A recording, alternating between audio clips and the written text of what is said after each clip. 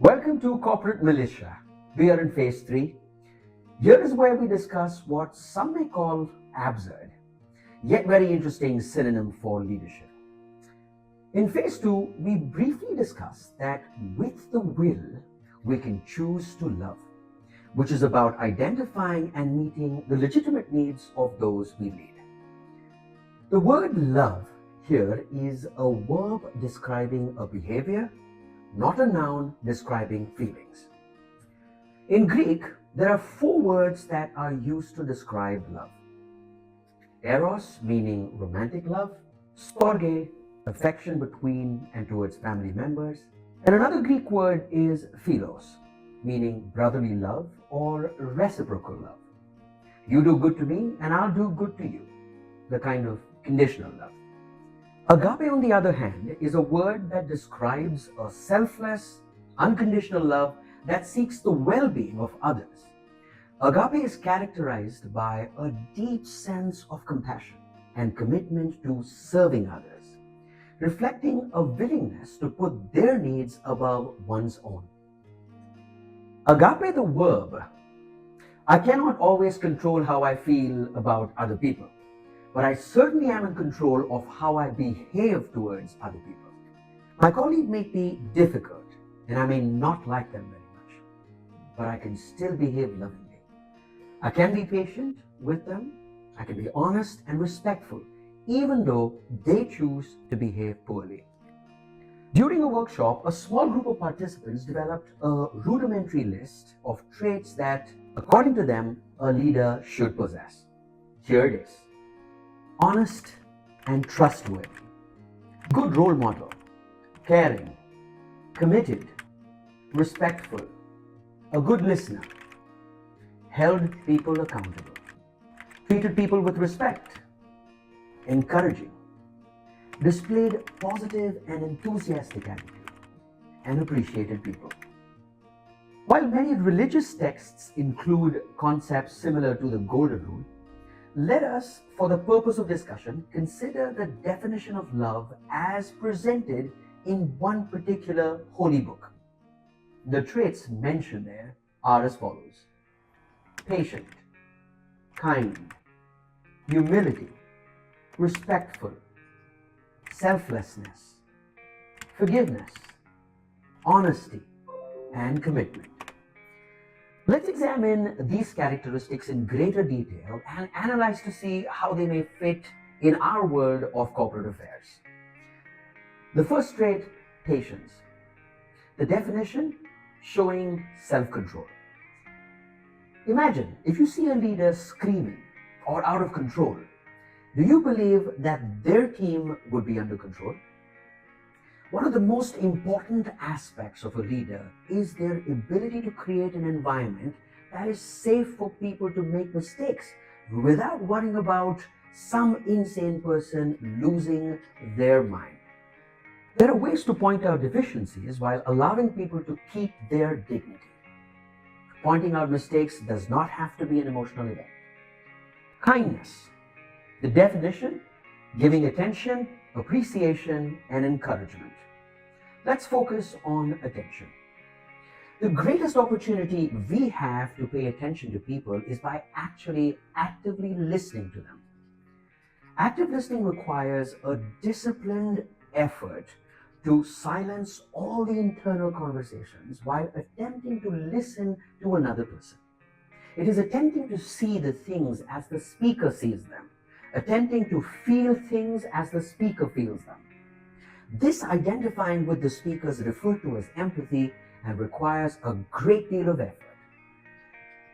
Being fully present, not just physically, but mentally and emotionally. Statistics reveal that an average person spends 65% of their time listening, 20% speaking, 9% reading, and 6% writing, and yet we don't make enough effort to train ourselves on the skill of listening. Pay attention to people on a daily basis and convey the message that you value them. Paying attention to people is a legitimate human need and one that must not be neglected by leaders. The next aspect that we'll focus on is appreciation. William James, arguably the greatest American philosopher, said that at the core of the human personality is the need to be appreciated. Employees wear two badges, one in front that says appreciate me, one on the back that says make me feel important. Now, the leader that understands and abides by this will have great authority with people.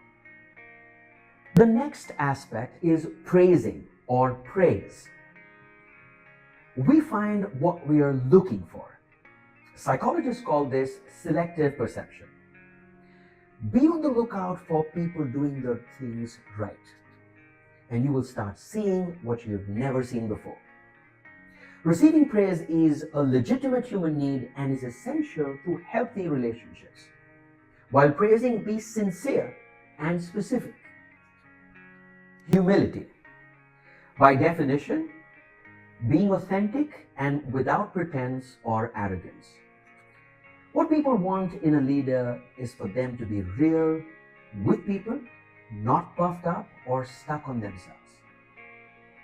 Know-it-alls and arrogant leaders are a real turn-off for most people. We need each other. Arrogance and pride pretend we don't. Humility is about being real and authentic with people and discarding the false masks. The next aspect is respectfulness. It means treating others as important people because they are important. Every human being deserves to be respected. Alternatively, a leader has vested interest in the success of those they lead. Selflessness, meeting the needs of others. Selflessness is the opposite of selfishness. Selflessness is meeting the needs of others even if it means sacrificing your own needs and wants. Definition of leader is to meet the needs of others even before your own. The next aspect is forgiveness. By definition, it means giving up resentment when wronged. Why is that important to a leader? People are not perfect and they will let you down. Forgiveness is not about pretending bad things didn't happen or not dealing with things as they arise. We must practice assertive behavior with others. Assertive behavior is being open, honest, and direct with others, but is always done in a respectful manner. As a leader, if you are not able to let go of the resentment, it will consume you and render you ineffective.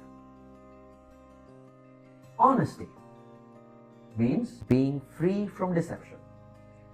Honesty is the quality that most people put at the top of the list of what they want from their leaders.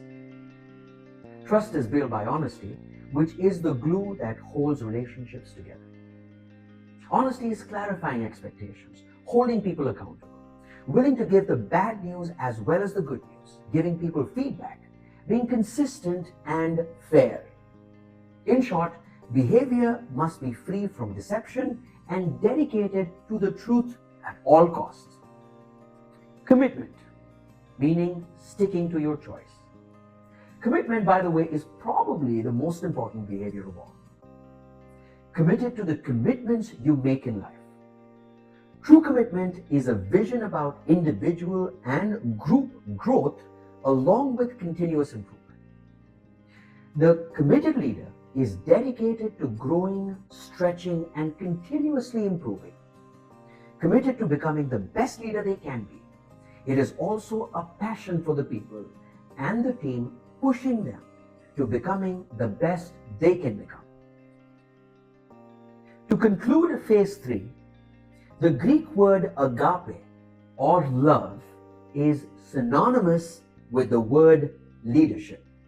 And here is what it looks like.